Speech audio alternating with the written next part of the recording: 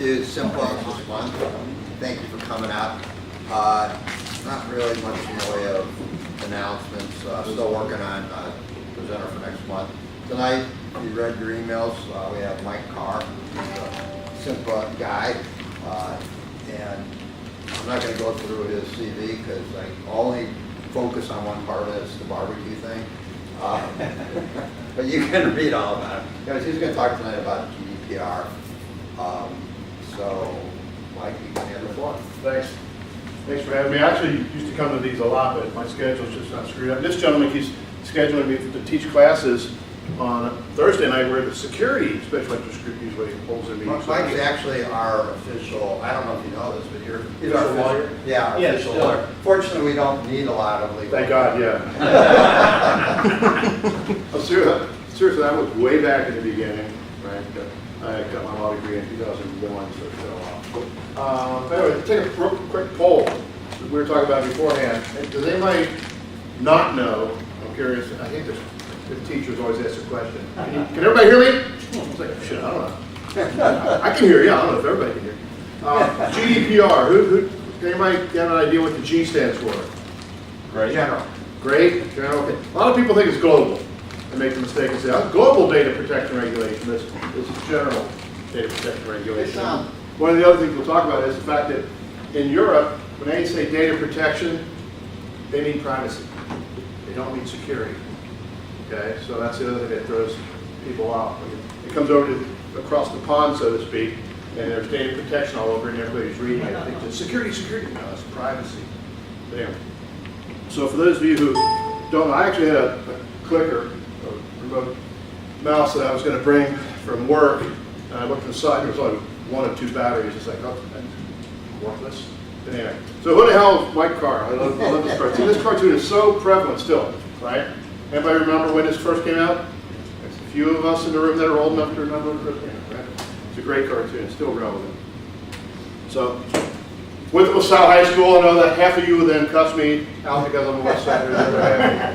The other half will congratulate me on getting across 9th Street. But yeah, I don't have anything about being a barbecue judge. It is a cool gig. We can talk about that later. But yeah, I did get a law degree. I wasn't smart enough to stop going to school. The smart people were not going to law school at night, which is what I did. But yeah, I keep up with my licensure in Ohio, Kentucky, even though as a corporate IT person, it's not required of me, but I just feel as a professional, it behooves me to keep up. And currently CISO, Chief Information Security Officer at Hillenbrand, which most people say, who in the hell is Hillenbrand? You may have heard of Hill-Rom. At one point, Hill-Rom was made up of hospital beds and caskets. And I thought it was great marketing, because if the hospitals order bigger beds, eventually you're going to need bigger caskets. But the board and apparently some institutional investors had a hard time with having the leader in healthcare also be joined up with the leader in death care. So they split them off. And Hill-Rom was just hospital beds. They then bought Welch Allen, which is a lot of instrumentation, and they moved their headquarters to Chicago, although there is still a fair amount of Hill-Rom manufacturing and offices in the big town of Batesville, Indiana. There is an exit at Batesville. They couldn't keep a Starbucks open, but I tell people who come there new, it's like, okay, there's like 8 places to go for lunch. After you see those 8, you gotta go back and repeat them. Anyway. So the Hillenbrand was started about 10, 11 years ago using Batesville as the basis of the company, basically a cash cow. I mean, okay. He got warned that I was going to use this bad joke. You know, the joke, the thing I'd say is true, is that Batesville's a dying company. Okay, yes, it's caskets, bad joke. But the revenues are decreasing year after year after year. They still bring in about $550, $540 million, not nothing to sneeze at. But there's more and more people getting cremated. Okay, and there's a lot of inexpensive, I know you're all sitting down, okay, inexpensive caskets coming in from China. I know you shocked you probably, right? And somebody seriously said the other day, you get a casket on Amazon for $100. I said, well, yeah, you can put it in your backyard. There are some locations that even if you get cremated, you're not, I think in Hamilton County, you're not allowed to sprinkle your ashes in your backyard. It's like, how the hell would they know? Yeah. I mean, there's helicopters, right? I signed the lease, but it's not the sheriff over there. Anyway, so the Hillenbrand grew through mergers and acquisitions. One company I like to point out is Rotex. Actually, it's down in the north side. They were down along the river until the mid-'60s, and they moved into the suburbs, north side. And it's about a block from Knowlton's Corner, which is where the White Castle and Five Roads come together. Actually, there's a Knowlton Street off of Hampton Avenue, but it's, oddly enough, it's not at Knowlton's Corner. It's a block north of Knowlton's Corner. But Rotex is next to Spring Grove Cemetery. Again, I don't make a joke there. But they make industrial-sized screeners. And again, what are screeners? Basically, if you need to separate something, they do it up in the oil and gas industry for fracking. They get the sand out, blah, blah, blah. M&Ms, I use it as an example. Keep the cracked pieces out of your bag. They use big ass, like I said, screeners, industrial-sized collators. Scott's up in Columbus uses it to differentiate sizes of fertilizer and stuff like that. German company Abel makes industrial pumps. Them and Red Valve who make industrial-sized valves. They sell places like Flint, Michigan. Hey, you didn't water system. So Period is one of our larger companies. Them and Batesville, they make extruders, which I said, what the hell is an extruder? You basically put chemicals in one end, and out the other side, in most of their extruders, comes plastic pellets, which then are used by somebody else to make plastic crap. Okay? They also are in the feeders business in terms of commodities, so either putting stuff into cereal boxes or pharmaceuticals, so those kind of feeder systems. And then TerraSource is made up of a bunch of different companies that they acquired, and they make industrial-sized big-ass crushers. I mean, they, along with Rotex, are in the oil and gas and makes them in the powder. Yeah, it's size reduction, stuff like that. But they seriously, they had big-ass machines that just crunch up rocks and makes dust and pebbles and whatnot. Anyway, so about 1.6, it's probably actually going to be more than that this year, 1.6 billion in revenues, 40 countries, 6,000 employees. So it's a weird company because it's, again, 11 years old, but still it acts like it's just started up. There's so many things that are backwater. That's the weird thing. You've got either people who've been there for 2 years or less like me, or people who work for Batesville and then Hill-Rom and then Hillenbrand and never anywhere else. So there's certain people who work for 50, 20 years in one place. So they have that mentality of, well, what do you mean do it differently? Okay. Or you bring something up and they say, no, why? They're constantly moving cheese and they don't like that. Okay. So anyway, disclaimer, long story short, I'm not going to have you sign anything, but since I am a lawyer, I got to throw in this. I'm not your lawyer. Don't believe what I say, although I'm one of those lawyers you can trust. I haven't taken any money from you yet, have I? We haven't seen the bill yet. That's right. I'll pay you. Okay. So, we just about wraps up. Do you have any questions? Anyway, so the EU privacy law, general data protection regulation. Just real quick, talk about overview, history, scope, key provisions. And if you'll see when we talk about the history, even though it just formally became live in May, it's been around a while, okay? But it's just sort of crossed the pond, it came to the United States, as well as a lot of consulting companies realize that they can make money off of it. It just happened to pass 6 to 8 months. So there were a lot of European Union countries that had their own data protection or privacy laws. Germany for one, Switzerland for one. Again, we were joking about that earlier, but the Europeans treat privacy a lot differently than we do in the United States. In the United States, if a company collects data from you, they feel it's theirs. They spend the time and energy to collect it, okay, it's theirs. In Europe, regardless of who takes it, that information about you remains with the person, with the citizen. There are some times in our history where people were hunted down based on information that the government had. We all know about Germany and if you were Jew. Okay, they actually looked you up, they found out you were Jewish, they went and killed you. Okay, that kind of thing. So Germans are a little sensitive about the government having information about you. You can see why. Okay. So regulation by law gives the European citizen some recourse. The other thing to keep in mind, we'll talk about this later on, but this really was, at the core of it, developed to fight against the companies like Google that were collecting just tons and tons of information, the Amazons and the Facebooks. And of course, what happened to Zuckerberg and the election didn't help any. But there already was a privacy regulation on the books.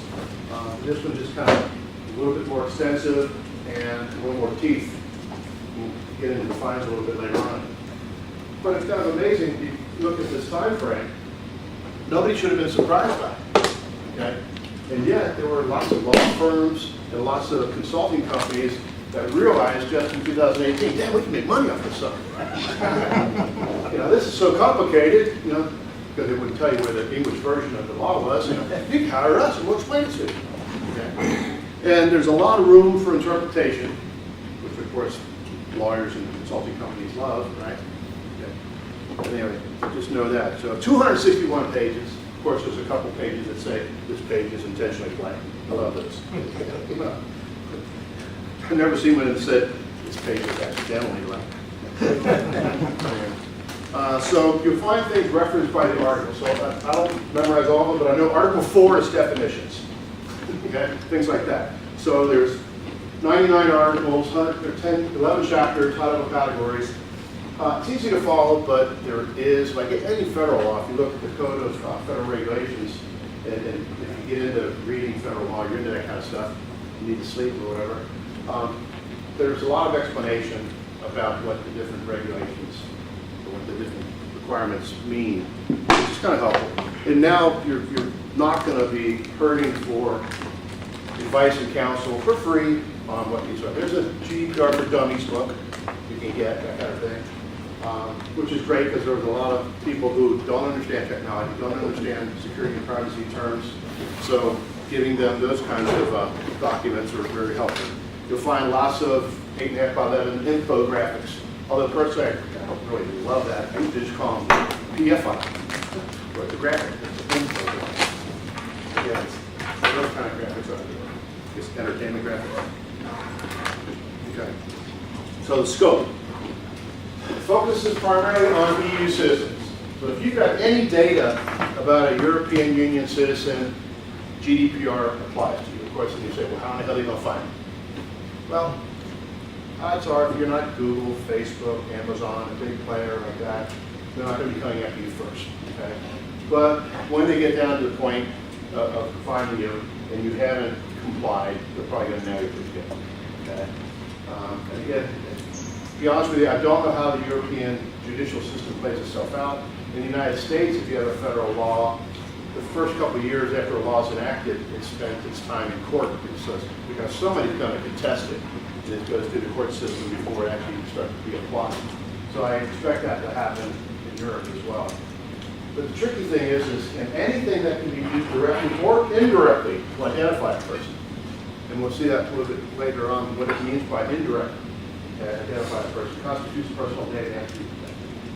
Okay? So key provisions. Fines. Everybody focuses on this part.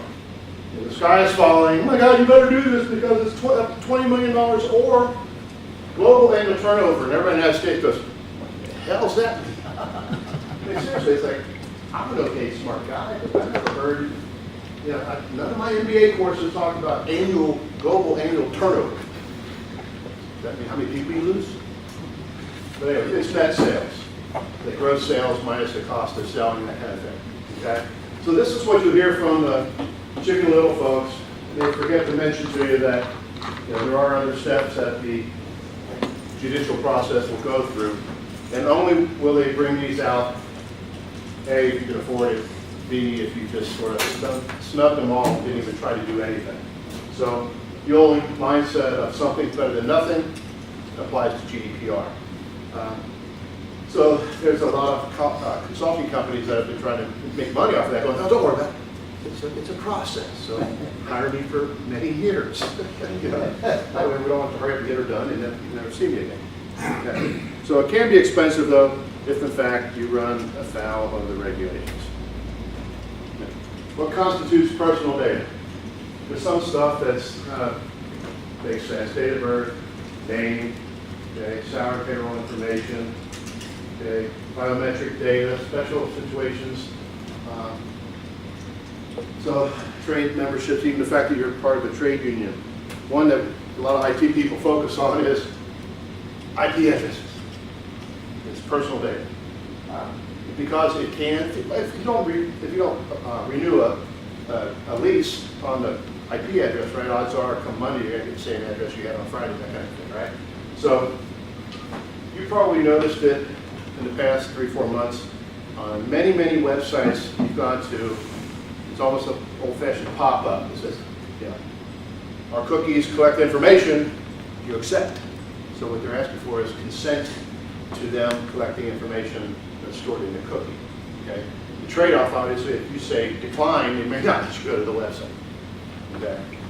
But that's one that a lot of likely people overlook, because that means then you have to protect it.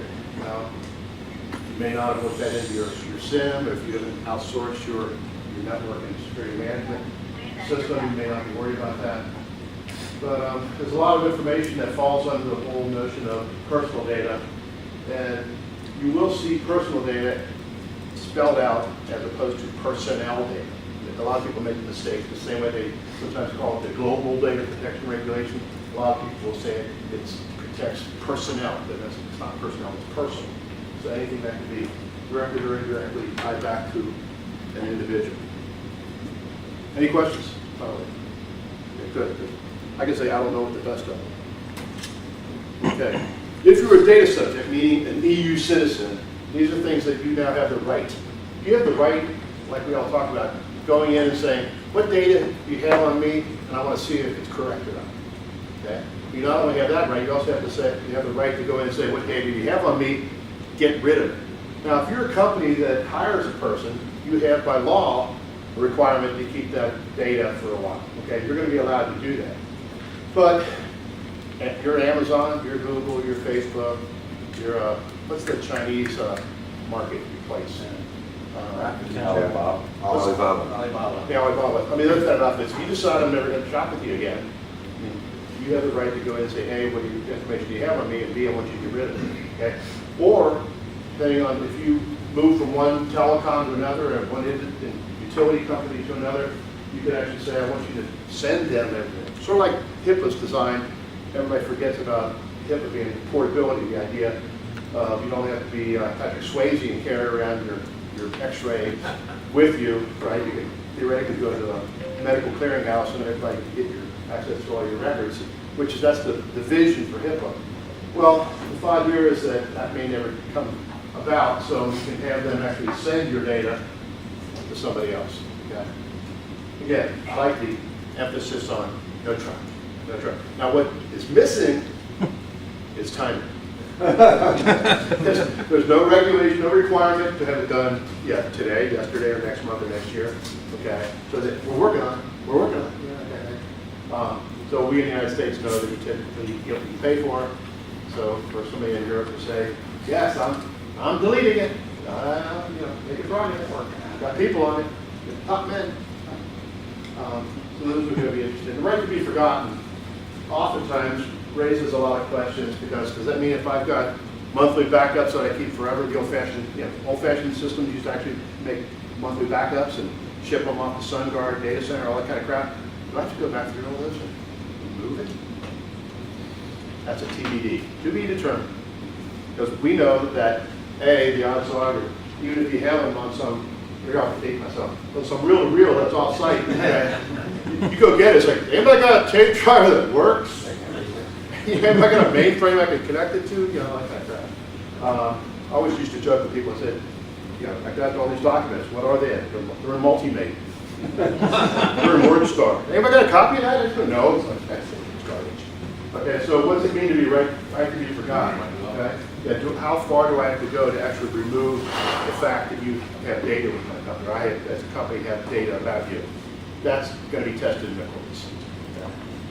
Okay? I'm sure there's some enterprising lawyer will make 30% off of it. But it'll be interesting to see, because we know in the United States when it comes to e-discovery, the courts are willing to apply some common sense in terms of stopping somebody from requesting every email that's ever been made, that the company's been around for 50 years or 150 years, how much you go through every email that's ever been made. So courts won't do that in the United States. To be determined, to be seen in Europe, whether or not that's going to be required or not. So it'll be interesting. The other notion of GDPR is differentiation between a data controller and a data processor. If you're an IT department or an IT company or IT department, and you're doing it all in-house, then you probably are both the data collector, the data controller, and the data processor. Okay? However, if you outsource something to Amazon, AWS, Azure, to some third party, then you might have this split up. In the case of Hillenbrand, our subsidiaries have their own IT department, and they are considered to be the data controller. We have data centers in which we store all the servers and all the VMs, do all the databases. So we are the data processor. Okay? But we actually have to have an agreement. This is kind of weird, okay? But we work for the same company. We are they are we. You know, that the enemy it is us. Okay? But we have to have agreements with one another. I promise I'm going to keep it protected, blah, blah, blah. Even though if I don't have that agreement, I still am required, I'm responsible for doing that. Okay? But it's important, some of the things to note is if in fact you have outsourced your data processing, so you use Amazon or Azure and standing up servers and whatnot, if a breach occurs at AWS, the data controller is responsible. AWS is not responsible for notifying the authorities in Europe. You are. So you've got to work it into your contract that AWS notifies you, so you make sure that you're clear on what constitutes a data breach, right? What constitutes personal data to which a breach can apply. Okay? But okay. Becoming aware also is a tricky phrase, because I don't know about you guys, just because you have a security event does not necessarily mean that you've had a security incident, which does not necessarily mean that you've had a reportable security incident. Oh shit, most places, that's 48 hours already right there. Yeah. Okay, so oftentimes it takes a while to discover whether or not you've actually had a data breach. Okay? Well, so what's it mean then to become aware? You can become aware of an event. Yeah. Somebody clicked on a phishing email. Somebody may have gone to a website, was stupid enough to put in their login credentials. Okay. Well, did they know if anybody had logged into their Office 365 account and go through their email and get some sensitive information? I don't know. So if I find out that they clicked on an email, is that becoming aware of data breach?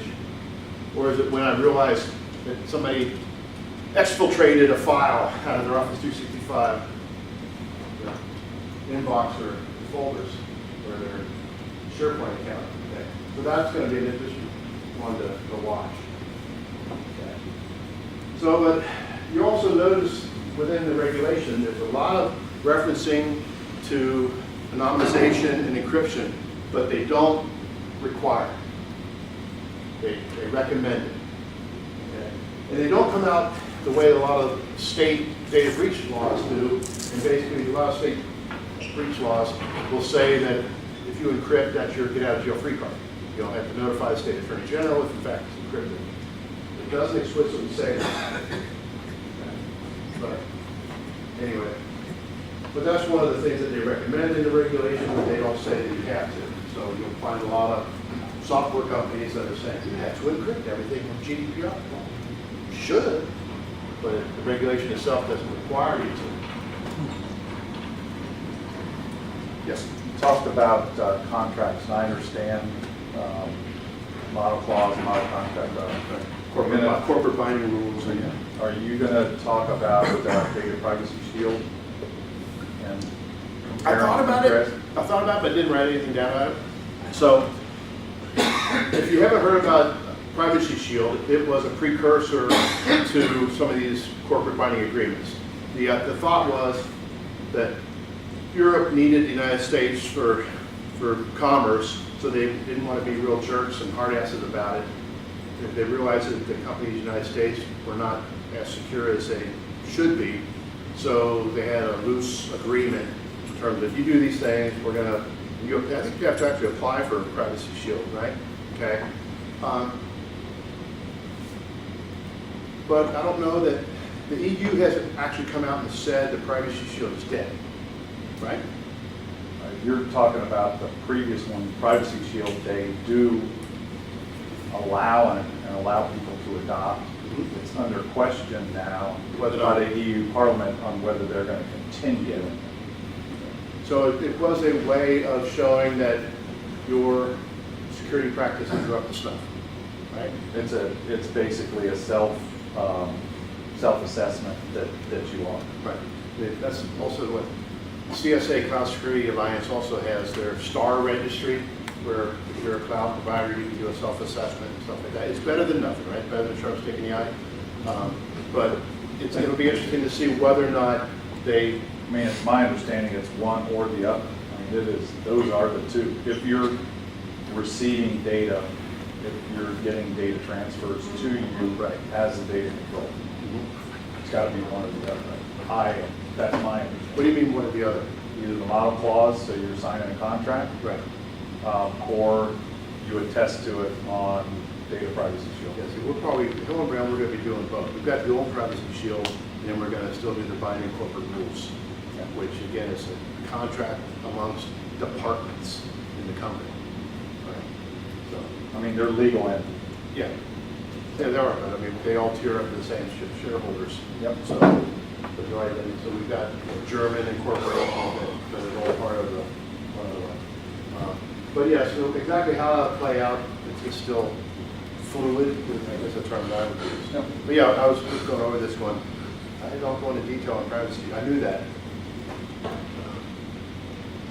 Again, I appreciate the feedback. Okay. GDPR, if you read through it, you'll see things like companies must have privacy by design. Well, that's one of those things where it's easy to say. What the hell does that mean? Okay. One of the things that applies more often, though, is the notion of a privacy impact assessment. How well are you, in fact, keeping the data private? We all know that you can have security without privacy, but you can't have privacy without security. Right? Well, they don't call them privacy impact assessments. In the GDPR, they call them data protection impact assessments. Remember, I started off by saying in the regulation, whenever you see the word data protection, they really mean privacy. Okay, so in the United States, there's more stuff written about PIAs, which is privacy impact assessments, which is what are the risks of that data becoming public or disclosed. That's something that's required. Another thing is, if you listen to the IAPP, the International Association of Privacy Professionals, of which I'm a member, there's like 30,000 privacy officer positions open in Europe right now. Then there are a lot of good positions if you want to move overseas. What they don't tell you is DPOs are not required. Okay? Only if, okay, if you're a public entity or you do large-scale systematic monitoring or processing of personal data. Everybody, what the hell does that mean? Large scale is not defined. Okay? We've got 6,000 employees. I don't think that's large scale. Okay? Alibaba, Amazon, Google, Facebook. When you're talking millions and billions, I tend to think that's large scale. Okay?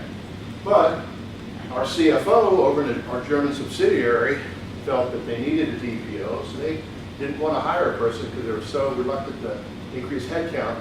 So they contracted with a German security consulting company. If you go to their website, they don't have the word privacy anywhere on the website. That's just my little cynical comment there. That the CFO had a relationship with one of the consultants, but that's all me. And then after 8 months, the company fired him because he didn't do the work. But anyway, that's another story. And then a lot of companies, a lot of countries in Europe, similar to the United States, had different ages by which a child was considered to be old enough to give consent. Okay. Again, it gets back to the first cartoon. You know, when the kid's hitting the keyboard, can you tell how old Johnny is based on the typing and whatnot? Okay. So I think I should have written it down. I think it's 14. Okay. In terms of parental consent required. Again, how can you tell? Okay. But yeah, the DPO. Again, a lot of consulting companies and a lot of security consulting companies will say that you need a DPO, hire me. Because a DPO does not have to be an employee. The other thing is if you do get hired as a DPO, it's like a tenured professor. Okay, the only thing that can get you fired, okay, besides the company going bankrupt, is criminal action. You report to the board. It's a great gig if you can get it, okay? But a lot of companies don't want to hire somebody on forever, so they contract out to a company to provide the DPO service. When you say required a public entity, so Hillenbrand, right? Right. I didn't mean publicly traded. Okay. So, I mean a police department, a government. okay. Yeah, All right. that's- That was my interpretation also, that publicly listed company doesn't necessarily have to. yeah, true. That's what I mean, yeah. Okay. So only to the large scale. But if you're a public entity, if you're a government, or, yeah. So again, I brought that up and nobody wants to talk about it because they'd rather err on the side of having something, and then they can point to the DPO saying, well, we hired a DPO, and the DPO told us to do this, that, and the other. So it's not a bad argument. I mean, the other thing that I've heard from our English people, so our EU people, is that if you hire a DPO, that it's almost like they don't report to anybody in the company. It's really to the data protection authorities, Yeah. versus even the board. I mean, they're really reporting, they don't have anybody inside really that they're reporting to. That's true. They have to be given the ear to the board, so that the board knows. They give it, it's a great gig because they're not responsible for doing anything. So they basically say, Eric, this is what you need to do, and then leave. They come back and say, did you do it? Yes, and they won't get upset, because they're just documenting, right? Whether or not it's done or not. I told you you're supposed to do it on Tuesday, and on Wednesday it wasn't done. But yes, I mean, they don't have to really create it. But it's like an auditor in a large sense. So, I only had 15 slides. If I threw something about Privacy Shield, it might be 16, and I would be talking for another minute and a half. So, yeah. So, go ahead. So, well, to his point, being England, and they're pulling away from the EU, will If they have companies in England who have data about EU citizens, then they will have to follow GDPR. I mean, we don't sell, we're business to business, so we don't sell to consumers, so we don't have any consumer information, but we have employee information. And if people go to our websites, we have possibly IP addresses and possibly their names and email addresses that they register to get information. So we got to protect that. Okay. But it wasn't really oriented to that company. It's oriented to somebody who's selling, right, writing about you and marketing to you, so that you have an ability to say, yeah, Mr. Zuckerberg, please tear down that database. What are you hearing about the U.S. doing something about this? Or something We're just talking like about it. I think it depends on the political cycle, election cycle, depending on what district people are in. We all know that California's already. yeah, California is trying to think. I can't remember. It's CAPCA. I can't remember. It's an acronym they're trying to make. Couple years. A Consumer Privacy Act. Okay, CiNPA. Very, very similar.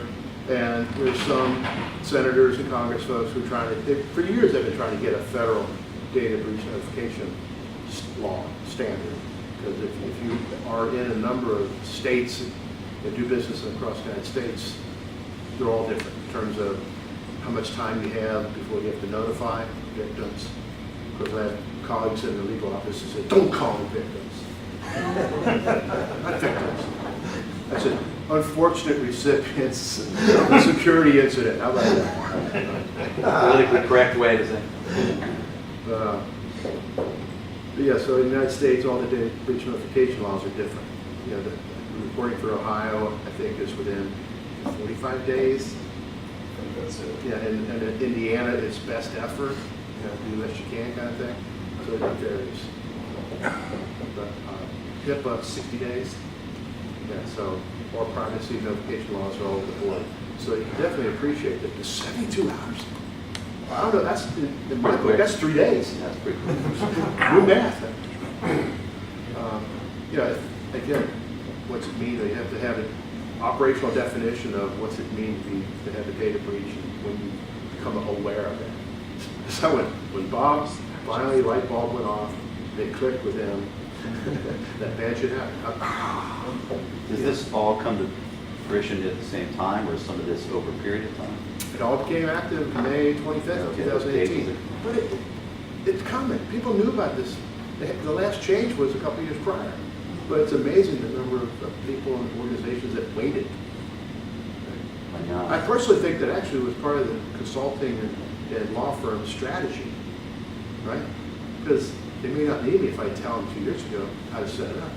I could double my rates if I last minute. I'm in demand, you know. They called me May 1st, and you got 24 days. I can really charge you for that. So, I haven't heard anybody publicly say that that was their strategy. But, there are a lot of people who are making a lot of money off of GDPR. Well, I think probably some of the delay in the US was this whole safe harbor stuff. Thinking that if you were protected over here, we're going to protect Or that safe harbor got thrown out, so therefore there was gonna be delays Yeah. with the May 25th. Wouldn't you agree? That, and people feel that just because the law becomes active on a date doesn't mean the court system in Europe is going to catch up to it. Right now, they have you mentioned data protection authorities. So I don't even know how it's decided how many DPAs are needed in what location. I don't know if it's population-based or density, but there's not one DPA for Belgium, one DPA for Germany. Okay, they're regionals. But apparently most of those are not filled. It's like if you have a bunch of empty personnel slots for cops. You know, in high school we used to joke that over in Chevy, if you saw 2 cop cars someplace, party all you want, because the third was back to the station. You know? So a lot of DPA positions are not filled right now. So whether or not they're going to have the ability to enforce it is another. That's why you figure they're going to go after the big guns. They're going to go after the ones that make a big difference. And they need a whole bunch of cash eventually. And then they might be able to hire people they need. Are those DPAs only in EU countries, or are they positioning like satellite DPAs like around the world? Well, that's right. I don't know exactly how they're allocated, but I think they're regional. So, for instance, in Germany, there may be 4 or 5 DPAs, data protection authorities. Then it's got to be representative. So you can't just have one cop at the top, right? So they've got some that are spread out. But exactly how that, I've never seen a drawing on it. I've never seen a definition. I haven't spent the time to research it either to try to find out exactly how the European judicial and enforcement process is being played out. Have there been any enforcements yet, like outside of the EU, like American-based companies, for example? I have heard of none even in the EU. Is anybody? I saw something about somebody that, I can't remember, there was a data breach about 2 months ago. Okay. And they were basically saying, it was British Airways. I think it was British Airways. Okay. And it's basically going to play out in court. Okay. There you go. So, Yeah, I expect there to be people who get investigated. I personally think it's going to be former employees, disgruntled employees who go in and say, get rid of all my information, you didn't do it fast enough, I'm going to take it to court, that kind of thing. I know in HIPAA, for instance, some of the fines for medical field privacy, it was places like Stanford who didn't assist in the investigation, so that the Health and Human Services auditors smacked them down good because they weren't helping with the investigation. It wasn't that they had the violation to begin with. Are you looking for something? Oh, no, I That's okay. was here for the meeting. Okay, cool. You made it. Just so. Okay. But no, I expect the EU to make cases, examples out of some larger companies. Again, Zuckerberg didn't help his case any, things like that. But at their point, they may act on, when something becomes public. If you don't have that many cops, so to speak, or that many auditors, then you might want to wait till stuff comes to you. So British Airways got caught, their social media were asking their clients to post passport data and addresses and phone numbers on their website. And people were complying. And people were complying. So, Wow. Did you guys hear that back there? Okay. so yeah, I thought that would be funny. So these were ex-British Airways employees asking that? Yeah. Or they're ex-British Airways employees now? You're right. That's the kind of stuff, there must have been some reason for it. Well, or sometimes those are people spoofing that makes it look like they're doing that. It's not really. Well, no, it was them, and I agree with you, though. You know, the Twitter, the British Airways, on their website, they posted that they had to do this to be GDPR compliant. This was social media staff, but marketing is always the dead end. You know, so, drug testing isn't bad sometimes. It kind of filters out some of those, those things. How, I'm with Meridian Bioscience, so, involved with some of this there, so. How are you all handling customer information as far as email addresses and, because we've looked at it as employee being most risky, but customer data as being significant also, and particularly email addresses of customers and getting consent and all that kind of thing. How do you handle that? Poorly and slowly. Our DPO, Data Protection Officer, has convinced everyone. There's actually a GDPR steering committee in Carr, the German company that the corporation decided was going to be used as an example, and whenever they come up with, will flow east across the west across the pond, so to speak. She emphasized that she wanted to be process oriented. So you have to have a process in place, and we have to define, first off, the data protection policy, which then most of the people said, oh, this is a security policy. I said, no, it's a privacy policy, right? And then she threw out the notion of evaluating systems based on their confidentiality, integrity, and availability criteria, which people in the business have never gone through and assessed their businesses and their business systems based on what are the triads of information security, right? Because everybody says, well, everything has to be confidential, everything has to be high integrity, everything has to be high availability, which means you've got to do everything. The weird thing that she's doing, though, is she's actually using ISO 27000 as the yardstick to measure how well we are GDPR compliant. Because you will not find anything in GDPR that says you must follow any security framework. Okay? There is a belief that if you follow a security framework, you're most likely going to be compliant from the GDPR safeguarding requirements. Okay? But I've talked to 3 or 4 different people, and I all have different opinions on how to approach it. Okay? So, again, you can't go wrong by taking a risk-based approach, which is what data is the most important, which is at the highest risk, and then looking at those information systems. And what I tell people is you really need to focus on your data. Know thy data is the old phrase, right? So do a data inventory. Some people have old-fashioned data dictionaries, some don't. It's amazing when you talk to a 25-year-old and you mention data dictionary, but what? Data flow diagram. Well, what's that? On my agile though. But no offense. You look about 29, 32? No. Older? 4. Okay. Yeah. But anyway, but to me, it's know thy data. What data do you have? Where are you keeping it? How are you protecting it? Where's it going? That kind of stuff. And only if you know where the hell it's going can you protect it. Too often times, companies, like what I work with, email is used as a database. And then you got people in sales who email it to themselves. So guess what? Now Gmail or Yahoo, or some in our cases, people with AOL. Yes, I said AOL accounts. AOL. All of a sudden, Still? all of a sudden, at least they're not on a list now. AOL It's almost like that antivirus 2009, I'm dating myself, that was a malware, the only way you get rid of it was to rebuild your system. Okay, AOL's that well, it installs itself so far in your operating system, at least it used to, right, that you had to rebuild the whole OS. But my advice to people is follow the data, okay, based on the risk, what data you've been collecting. But the problem is a lot of folks in sales and marketing don't think of what they've been collecting as important enough to worry about. So then you have to educate them, like I said, to what's called personal data, not personnel data. Because a lot of people write personnel and you lost the battle. Why is it not personnel? It's just a customer, or it's a prospect, right?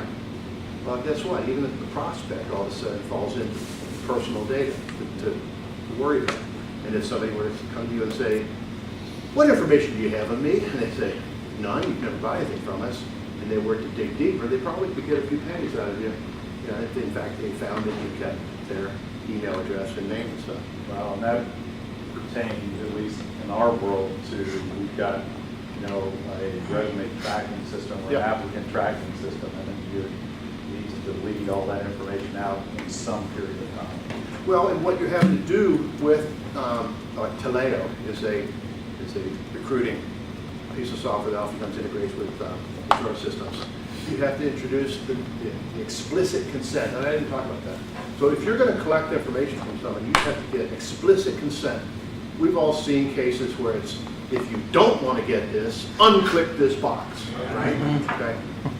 GDPR, you have to tell them, not only I'm going to collect this if you collect this, I have to tell you what I'm going to do with it, okay, how I'm going to protect it, how long I'm going to keep it, okay? And you're basically given your legal justification for asking for it and keeping it, okay? Which is a big part. I left that out. So the consent is important on a go-forward basis.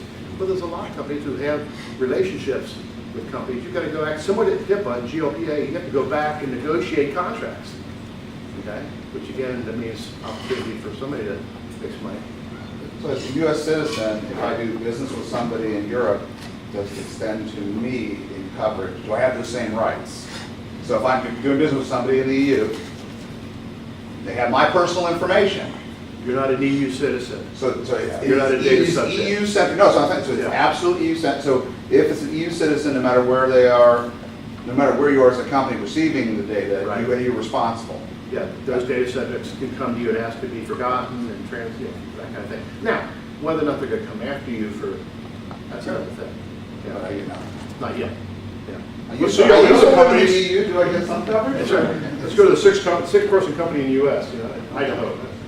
Okay. Yeah, so it'll be interesting to see how it plays out. Yeah. There's been a lot of class actions over. Facebook's been charged, so is Google. You know, they're going after the big guys right Yeah. now. Again, it takes years to. It takes a long time to turn the ship. I mean, I don't know if you all saw that somebody had pictures, again, I'm surprised me that we have cameras that are powerful, on Zuckerberg's notes. There was a written, something said, don't say we are GDPR compliant. Do not say that. Yeah, I think he said we're working towards it.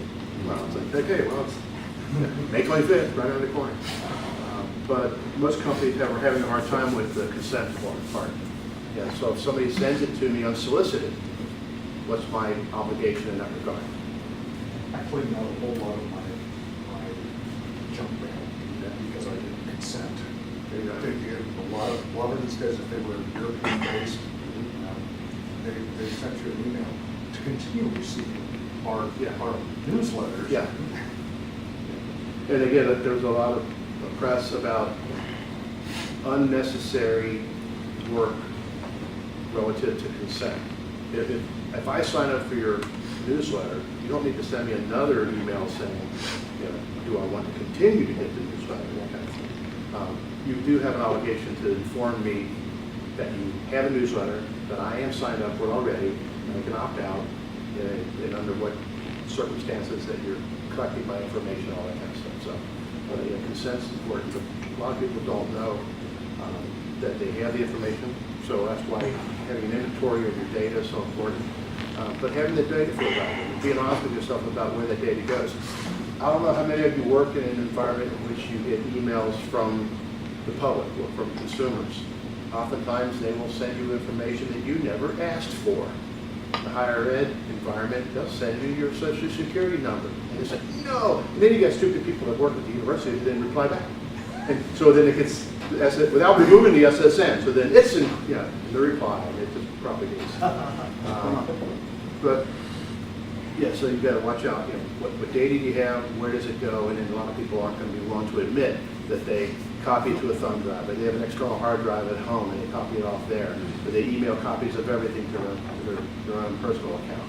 I mean, salespeople don't want to ever rely on company technology because it might fail, so they don't want to lose the sale, so then they have backups to their backups, so to speak, right? At the same time, they claim that they're technology ignorant, and some of them are, but anyway. But they won't necessarily admit to you that they emailed stuff around the plan because they kind of know down deep it's not the best thing to do. Right? So that's a problem that's going to be interesting to see how it plays out. You want to take a break? Sure. All right, we got pizza and some soft drinks here. You're out for a while. Yeah. We did talk. First time through the line, we just ask people to limit yourself to 2 slices of pizza. Once everybody's through, then if there's more, you can come back and help yourself. Mr. Charlotte. Jane, How you been? I saw that. It looked like GDPR, probably more than we want, more than we kind of wish there was only one place to go to have all the answers. But there's a lot of organizations that will give tips and techniques for free. Obviously, they're going to try to ask you for your contact information, try to sell to you a product. But we found, in fact, one 3 or 4 page PDF file from PricewaterhouseCoopers on how to become GDPR compliant with third parties that are processing your data. That was a question I was going to ask. Where did third parties come in this? Is this a... That's where it's sort of like HIPAA. Yeah, you I have know. to then renegotiate the contracts with them because, again, you as the data controller are ultimately responsible, but you have to then let them know what they're responsible for. So if what I want to know is, say you're a multinational corporation, are they going to be looking more and more at their vendors to make sure that they've got things in order? Well, yes. So asking folks to be GDPR compliant is the first question, because everybody says yes. And then they ask you, what do you mean by that? I've been through I've been through audits where I would ask somebody, do you have a SOC or a data center does? Yeah. Yeah. No. Do you have one? Yeah, no, they don't. Yeah. And they have a document that was printed up years ago. But yeah, you have to, again, follow the data. So if the data is going into AWS, then you have to make sure that whoever owns that contract with AWS realizes what they're responsible for in terms of how to protect it. And then we actually started into a digital, or it's a BI warehousing initiative for purchasing, trying to consolidate all the purchasing. We all have a purchasing department. All these operating companies buy crap on their own independently, which is a waste. They have economies of scale, but they don't know what each other buys and whatnot. So they're going to stand up input from all the ERPs, analyze it, and hopefully figure out where they can buy screws and bolts and stuff cheaper. Well, I asked the question, are you wanting to know who is placing the purchase order? And somebody said, well, probably. I said, well, then that's personal data because there's an employee ID number that you can then directly tie back to an employee. So then I said, you have to be GDPR compliant. Well, what's that mean? So then went into the whole discussion about that. But up until then, they didn't think they had anything to comply with. There was no medical data, no financial data, no educational data. So all of a sudden, because of they wanted to know who would actually place a purchase order, that data warehouse then became under the auspices of GDPR. Okay. But yeah, it's the idea of you got to make sure that you know what the personal data is in order to ask the question about what data are we collecting. And you don't identify all that piece of data right there. If you really need it, you really want to keep it. So the directory. So for instance, my directory and everything in it, Yep. tying that to purchase orders and, Yep. oh, yeah. The good thing is a lot of people who have Office 365, Microsoft is GDPR compliant, you can find all these documents, and the DPO will take them. But only if you configure your stuff correctly. Yeah. So you actually have to turn on, Well, I think the get out of jail free card for a lot of organizations is if you have a policy that says, thou shalt not email data to yourself. Thou shalt well, not. that's actually, that's a one-click thing. I know. You know. But the You company, make it not happen. again, to me, it's like, that's, just because you have a policy doesn't mean it's not being violated. You have to police it, just so I can speed on the sign.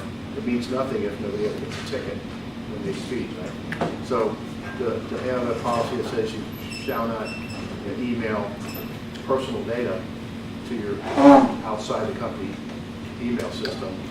If you don't have data loss protection solution, DLP solution, you don't have that configured, right? You don't have a small army working on DLP all the time, you'll never know, right? And plus, if I allow people to put in a USB stick in their laptop, I have no idea.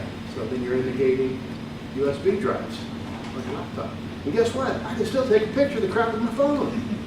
I can even write it down using a pencil. Oh, wow. High tech. That's where you get ridiculous. You got to realize that you're not going to be able to stop everything. Okay? And then you're really not going to have to, cat's not the weapon everywhere. So with Outlook or Office 365, whatever, if you got it on your work computer, you go home and install a copy of it. Yeah. That should come to email, it always sends out. That is it. Right. If you allow that to happen. Thank you. It's good. So as a company, you then should have a policy that says, wherever the data goes, these are the security requirements to safeguard the data, blah, blah, blah. But policing it is impossible.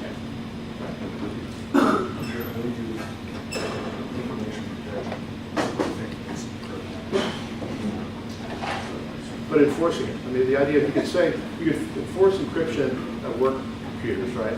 But I can't necessarily, unless we have network access control. Unless I force you to use VPN, right? You get on my corporate network, and then I can check to see if your system passes muster, right? But NAC, anybody have NAC fully deployed? I don't know anybody who has NAC fully deployed the way that we read about it when we were little kids in nursery school, okay? You read about fairies and NAC. Things that never really turned out to be true. I know one. Do you know one company? One bank. One bank? that has it done. Yeah. So is it like four-wall bank, that kind of thing? Yeah. Well, It's a big one. okay, good. It's a big one, but Took a while? took a lot of while. pain in It took a while, I Expensive. mean, to me, that's especially, I worked at a university, I was at CiNPA, University of Kentucky, Nebraska, New Mexico for a while. Love New Mexico, by the way. Anyway, you've got students every year coming. You have 7,000 new students come in, freshmen, every year. And a lot of them think they're smarter than you, and some of them are. And you can't control what they bring to campus. So the thought is, I can't control their devices, but I ought to be able to control who gets on my network. Okay? But it's still challenging. And then you got faculty. That's what we're going to get into. You got faculty who don't think they actually work for the academic officer or the provost. Okay, I work for the provost. I get this grant money from the National Science Foundation. That's who I work for. I can take my grant money and go anywhere I want. Yeah. I'm here to help you. I try to explain to them that if somebody were to modify their research and then they publish it and someone else comes along and tries to reproduce their research and comes up with different answers, they're going to be spending the rest of their life trying to regain their reputation. Okay? So it really is in their best interest to protect their work. Then they become a little bit more receptive and they realize that you're not there just to make them, they're not troublesome. Okay?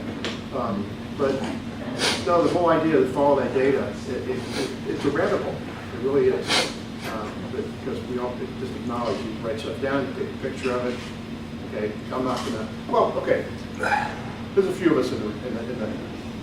How many people used to record albums onto cassette tapes? I never did it.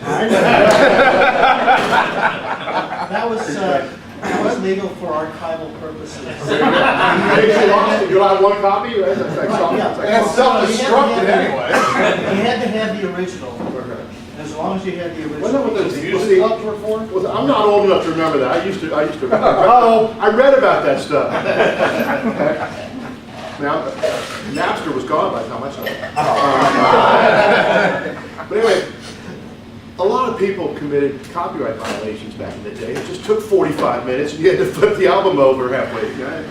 The quality of it wasn't as good. Now you can, make a copy of every Beatles song, right, and put it on a thumb drive. Seriously, I went to a vendor, and we're going to do some security exercises by throwing around USB sticks around the company, and they put them in, they get busted, blah, blah, blah. And the cheapest he got was $5, 8 gig thumb drives for $5. Damn, I wanted like 32 meg. He said, don't make them anymore. Don't make them that small. But it's so easy to commit copyright violations to large scale, again.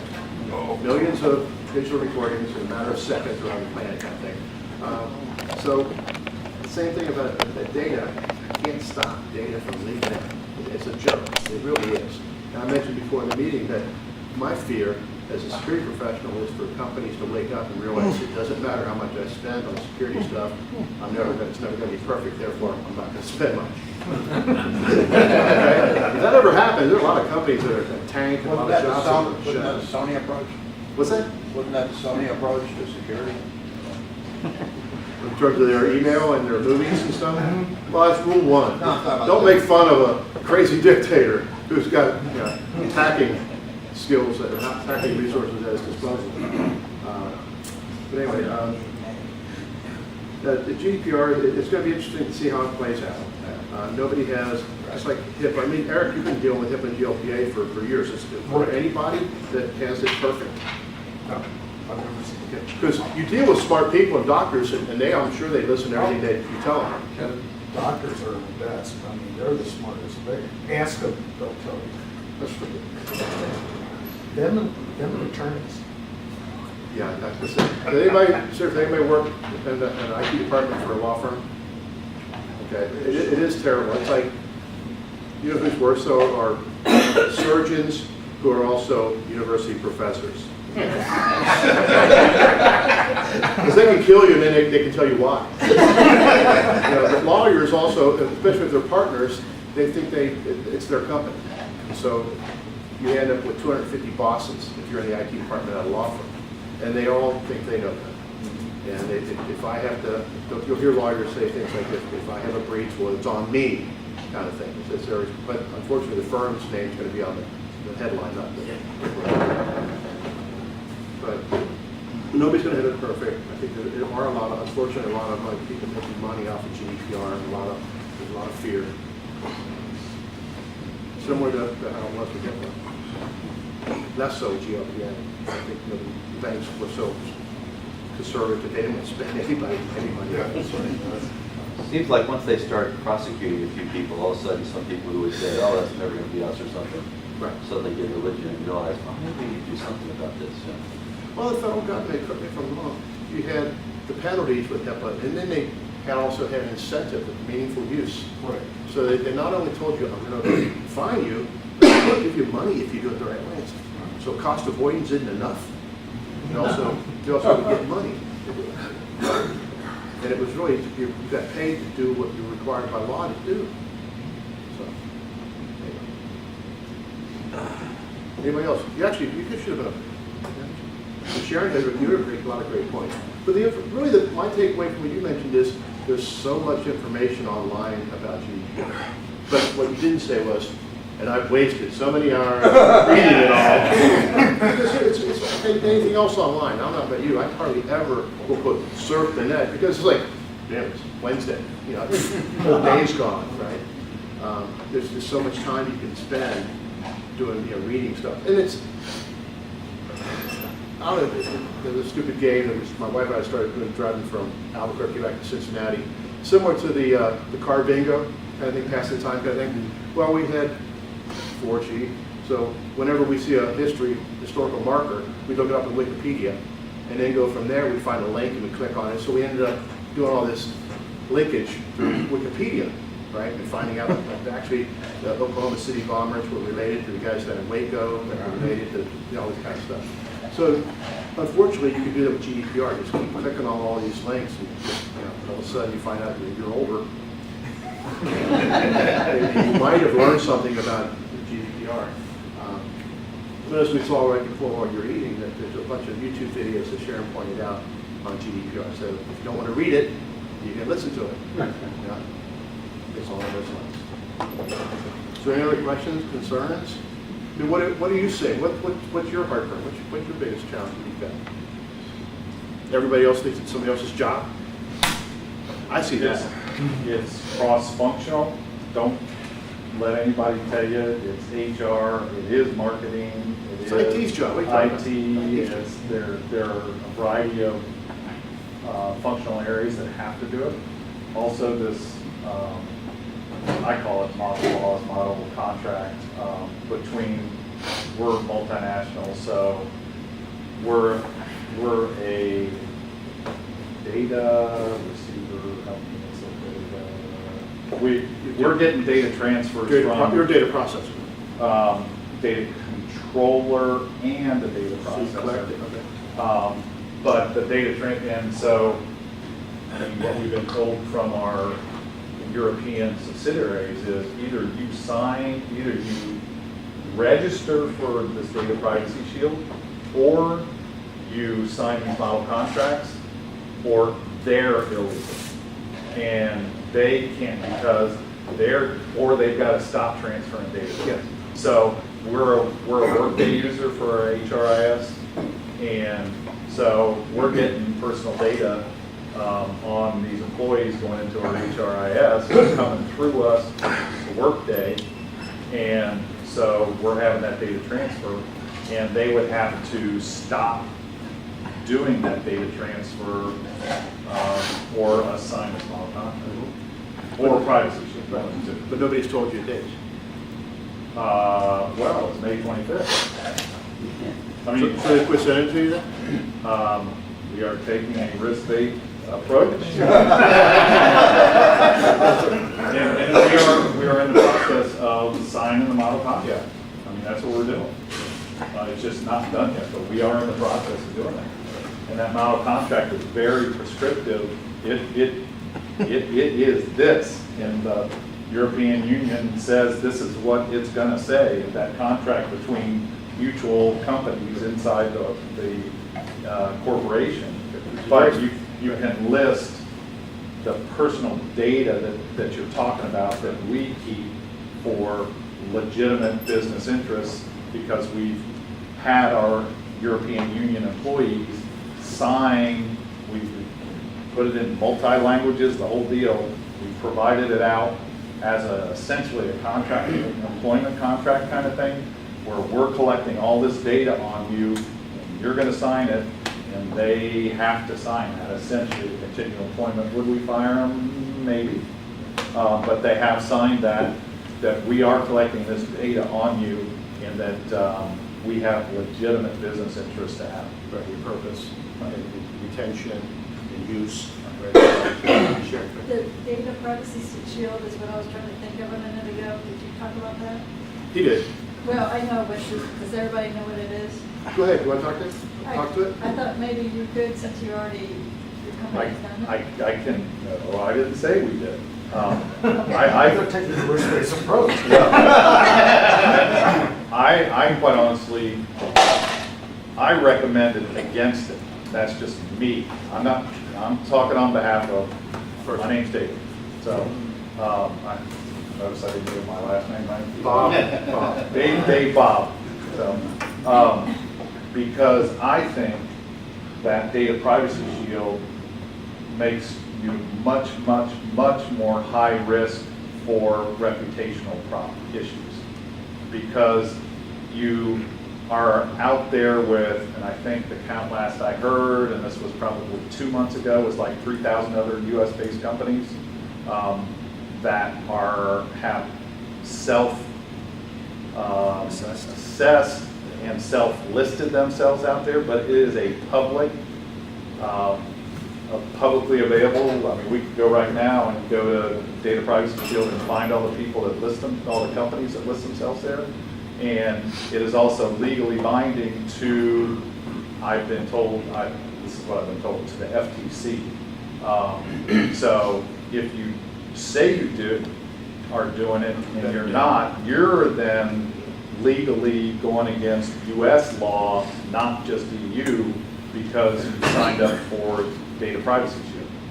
And that's where there has been one thing that I read about, and I just read one day, that on the EU Parliament, I thought it was the UK Parliament, but it's the EU Parliament, they are starting to attack, call out companies that have said they're following Data Privacy Shield, when basically they just checked the box and said they're doing it and they're not really doing it.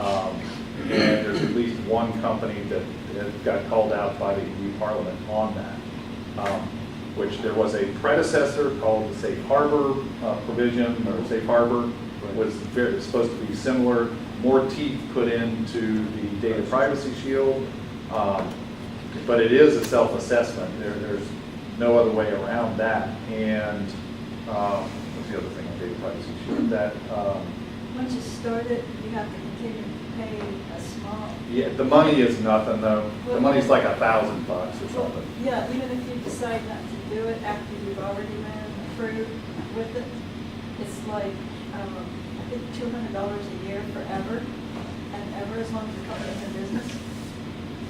For corporations of our size, It doesn't matter. that money is nothing. But That doesn't pay it for the good executive.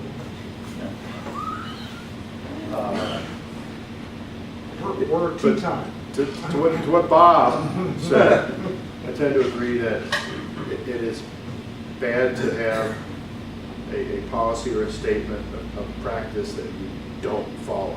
You're best off not having the policy at all, and then follow some of it. Because that almost shows an arrogance. well, right.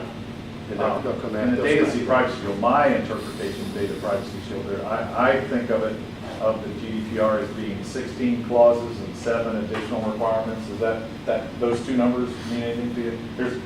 You had the 90. CLAWS clause? But essentially, I think Data Privacy Shield, you're doing GDPR. I mean, it's not like you're doing a light version of, a lighter version of it. You gotta you're all in on it if you're a processor or if you're storing it there. Yeah, I found out that the businesses, the business units that ought to know what data they're keeping, why, and where it's stored and where it's going, don't know those questions. And IT then has to come in and go, well, it's my understanding of that. But the old-fashioned, as I mentioned, I joked about it, the data flow diagrams, data dictionary, which is operational definitions and all those kinds of things, don't exist for a lot of systems anymore. So your DBA may end up being your best source of information, even though the business is the one that's actually doing the collecting. That should have justified why the data was collected to begin with. So we're having to go back really and do the stuff we should have done to begin with. What you gotta know is, that's an old thing.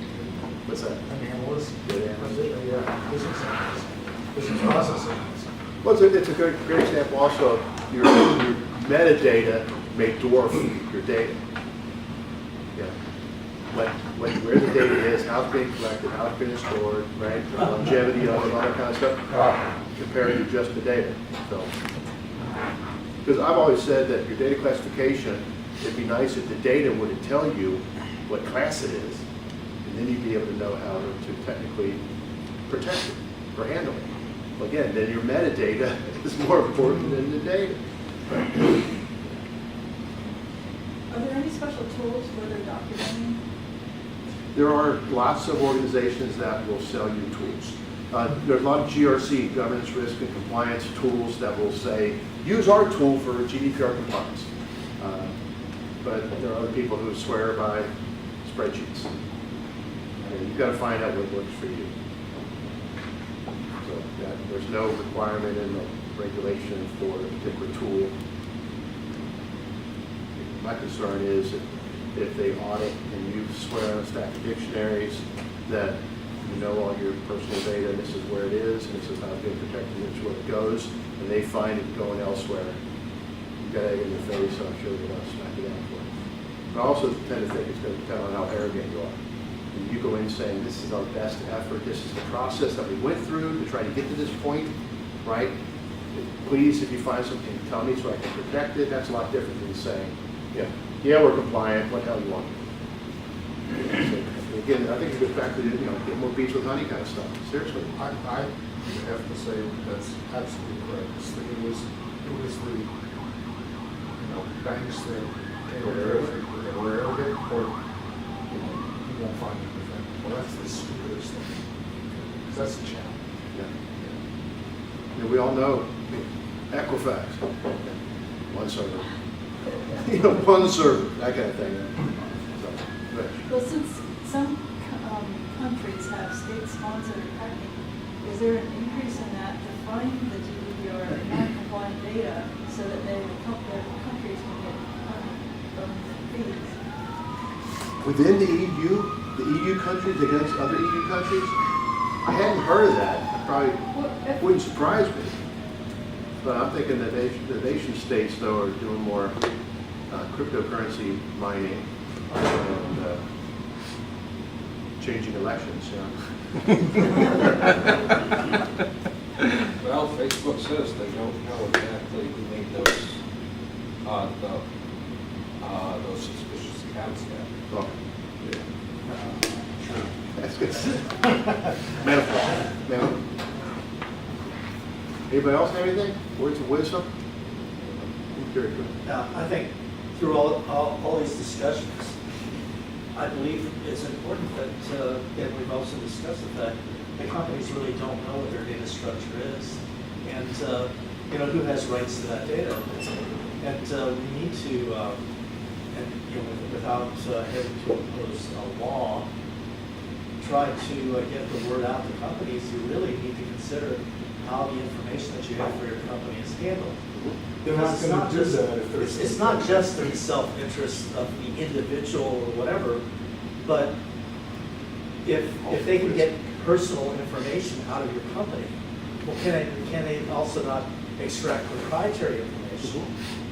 See, because if you don't have basic data protection and you don't know to what extent, then you are basically vulnerable. And like you said, there's so many ways to do it. You take a picture, you write things down, or whatever. We need to come up with some kind of structure for when we even put together a system that would determine how to organize things in a way that would put the data at less risk just by sheer, you don't just, like what we're doing now, is just throw things on a computer, throw things on a server. And they're not very careful in terms of what groups can access data and things like that. So if you say hackers, this or that or whatever, yeah, true, somebody that's an expert might be able to work through some things. But in general, I found most systems are pretty open anyway. Well, most security and privacy professionals would agree with you that they are not brought in early enough in the process still. Right. I mean, there have been cases when I've been at Golden Brand 2 years now, no matter who I talk to and what I do, I still get probably once or twice a month an email that says, we're going live with this system tomorrow. Would you look at the contract? Yeah. It's like a little late. And in my experience, I've come in and they've already put things on individual computers when they should have only been on servers.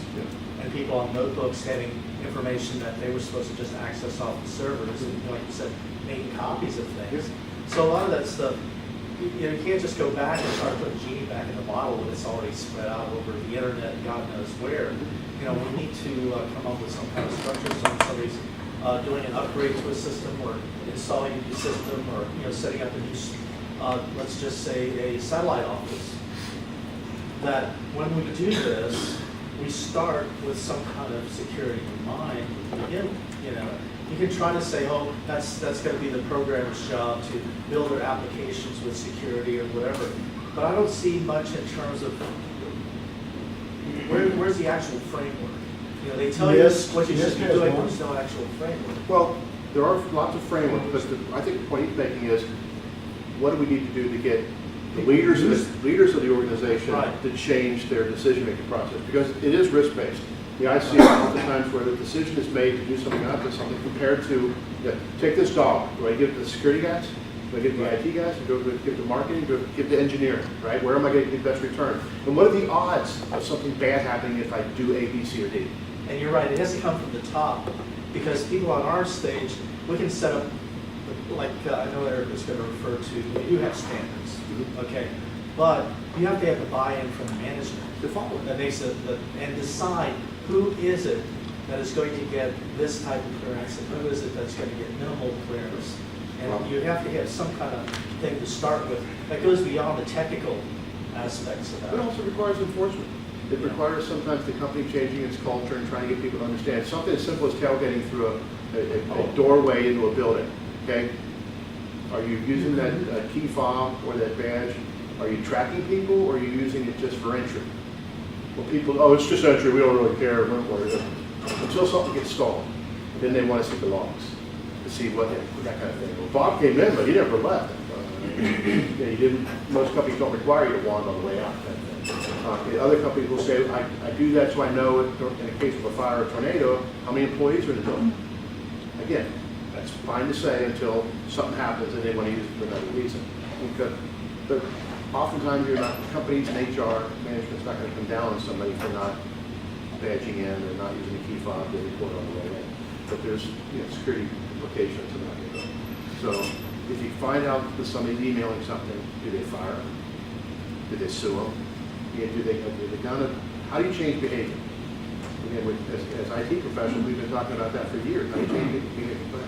Last night, last week I saw AWS has a new camera, and they demoed it, and it has facial recognition in it. So if you have that by the door, you can put that into data of the people coming and go. I can't remember the name of it. But I agree with what you're saying, but I also feel from within the organization that doing the data work that Mike is talking about, Bob,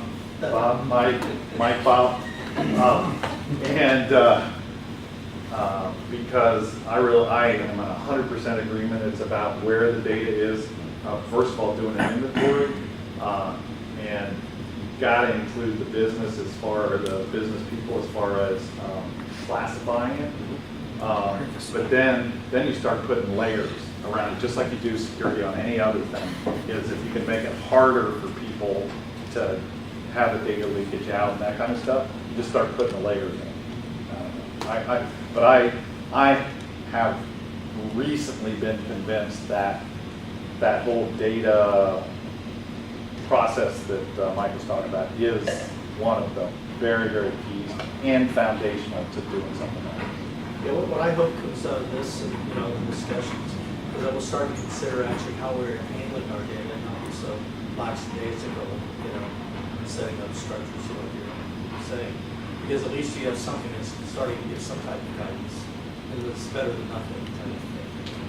But we need to really try to get people on board and take this all more seriously as we get into more and more complexity. We're building a huge thing that one individual by themselves cannot manage. Okay, how many of you work in an organization that has a lot of good HR and IT policies? Okay. Do they get regularly taught, and then do they get regularly enforced? Yeah. Okay. I mean, they're online foreign corrupt practice, ethics, 5 of them or so that we do. And our employee handbook goes out every year. Got to get signatures back from everybody. I think there's some big differences here between folks like myself who deal with, outsiders or dealing with companies versus somebody being inside an organization. So it's more difficult for me to go to a dentist and say, you're HIPAA compliant, we need an agreement to work together. Number two, anything, when you don't put that password on, I'm also liable for that. I'm also on the line for that. So we can't just to say to me, you're too busy or you don't want to do that, isn't okay. It's not good. Well, a lot of companies don't require their contractors and consultants to follow certain rules and policies, and don't have them sign and accept. I deal with a lot of very small organizations, really small organizations, and those people are running by a shoestring, so they don't have policies, procedures, and there's no such thing.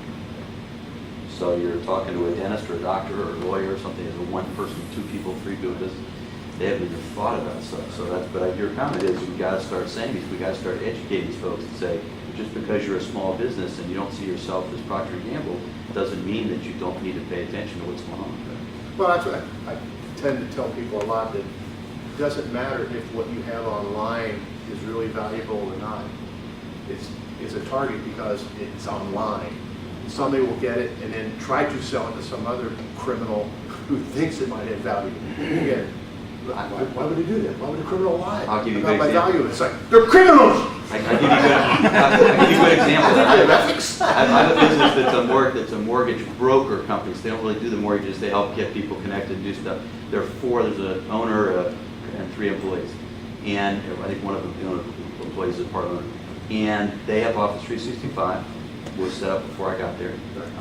And working with them and doing it. And all of a sudden I get the calls, hey, we think somebody's getting our emails. We had a problem where we emailed somebody mortgage details about what they needed to send to what bank and what's going on. I'm like, what are you guys doing? You're not doing this secure stuff. So then, the next day or something, we find out that one of their individuals got an email from them saying, here's the bank and here's the account to send. 10 minutes later, they got another email saying, no, we sent you the wrong information, here's the right stuff. $27,000 got wired to the wrong place. A day or two goes by before anybody knows about it, money gone. And no recovery. Wow. And I say to these people, I tell everybody that anything you put in email could show up on the front page of the newspaper or MSN or Yahoo, so you better think about that before you start typing something. Anything that goes there is public information. We start digging in and trying to figure out how these people would get this. We looked at computers, we did everything.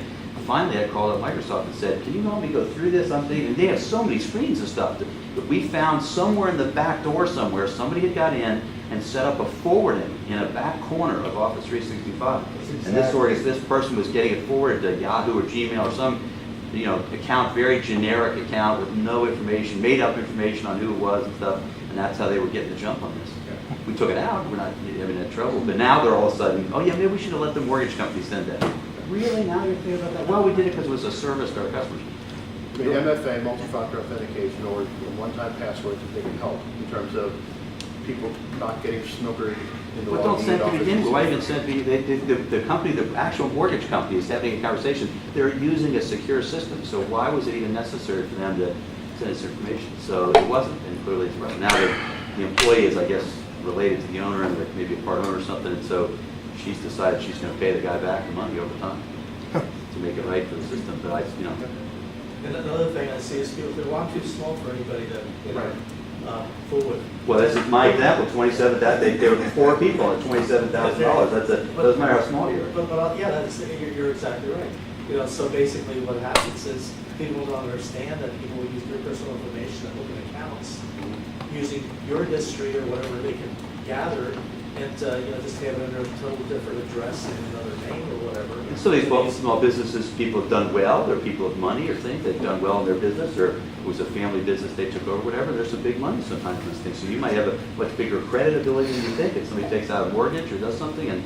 they're walking away with hundreds of thousands of dollars. Well, we may have to, unfortunately, wait till it hits a pocketbook for them to actually change or think about. Yeah, but that's why I think our comment, your comment, is one, we got to start having conversations when we're going out, and when I sit down with somebody, a new client or other people, we talk about, or even upgrades, new servers and stuff, we're talking about, hey, this is a good time for us to look over what we're doing, and how good is the firewall, and what are you doing for protection, and who can walk in and out of here, and how you get in, what's going on. At least bringing up those conversations, it kind of behooves us to now do that. Do you want to be an architect or do you want to be a fireman? You want to build a place that's fire resistant? I don't say proof, fire resistant. Or you want to try to deal with it when it catches fire? And that's sort of what we're dealing with here. But a lot of people say, well, I've got insurance for the ladder. And that is also something they don't understand. Insurance doesn't cover a lot of stuff like that. Yeah, these people that had the 27 grand didn't have the right type of insurance to cover that type of thing that went on. So yes, they have great liability insurance, no, it doesn't cover that kind of loss. What do you mean? Because you gave them the money. Because you gave it away. Well, they didn't have errors and omissions, they didn't have whatever the coverage might need to be that is doing that. The So- insurance to cover that would cost $50,000. Oh, it's very expensive, yeah, it's pretty expensive to do that, so. So, yeah, but you're right, I'm insured for that or whatever. I think it comes down to getting people to change behaviors. Yes, sir. We also said the way the rules are so broad. Many years ago, Y2K, we had a person that we had to give all our paperwork to, and we gave a bunch and everything was fine. Then we went away and other people looked at, he was looking at other things, and then we came, everything in the same format we did before. They said, no, that's not right. I see the same thing happening with this. They'll say it's right this week, and then next week they may say it's not right. It's funny that you bring up Y2K, because I actually use that as an example with GDPR. We have an opportunity to do something right. If we can then discipline ourselves to keep it going, we'll be better off in the long term. Had we kept our hardware and software inventory up to date when we did Y2K, well, I read about Y2K. We knew everything about everything. Right, leading up to Y2K. And then we let the people go, and then when all of a sudden we lost track of, and we let people have admin rights, and they installed crappy software, they got infected, blah, blah, blah. Had we been that disciplined in the past 20 years, I think we would be talking a different story right now. So I think you have an opportunity with GDPR, if you in fact have to do your data inventory, your data flow analysis, and your privacy impact assessment and whatnot, and stay up with it, and don't look at it as a checklist. Don't look at it as being a one-time deal. We may be better on the other side. But continue to look at security and privacy issues as projects instead of processes. Then we're I gonna. think most of the really good frameworks, this framework, they all look at it as a process, it's a continuum. Well, they're all ripped off down to the end. Land new check, PDCA. Who? I don't remember him. Jesus. I read about it, history books. Thank you all for coming. Hey, Mike, thanks. This is one of those areas where I haven't read all 261 pages. I'm not that stupid. Wait a minute, forget it, I'm not coming then. I was really happy when I found the English version. The British. Yeah.